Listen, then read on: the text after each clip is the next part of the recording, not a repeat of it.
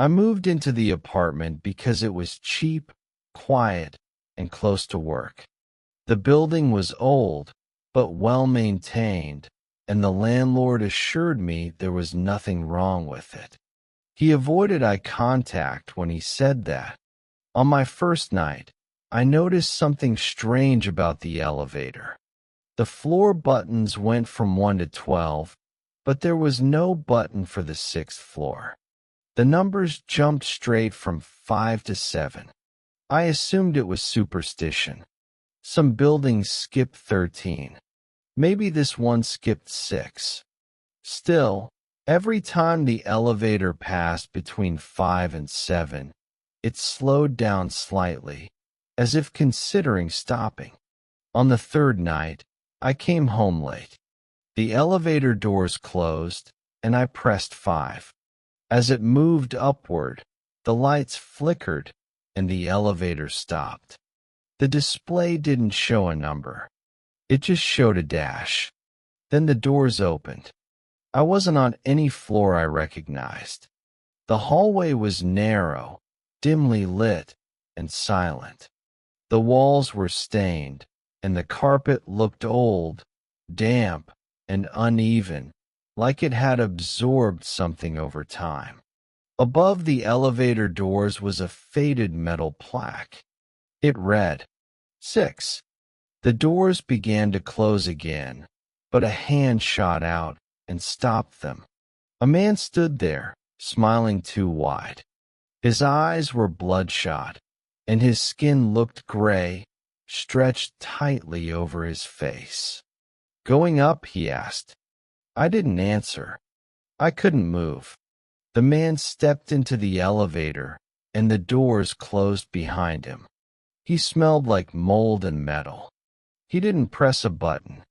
The elevator began moving on its own. Slowly. That floor isn't on the panel, he said casually. But it still exists. Buildings remember what they bury.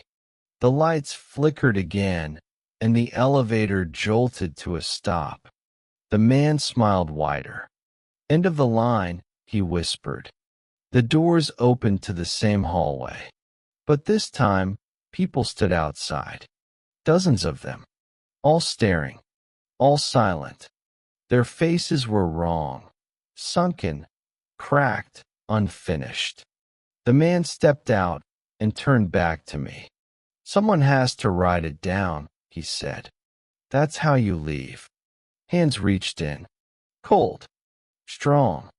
They pulled me forward, dragging me onto the sixth floor. The doors closed behind me. The hallway lights went out one by one. I ran, but the corridor never ended. Doors lined the walls, each with faint scratching sounds coming from inside. At the far end of the hall, I found a stairwell. Painted on the wall in peeling red letters were the words, "Do not use the elevator." I woke up in the elevator lobby.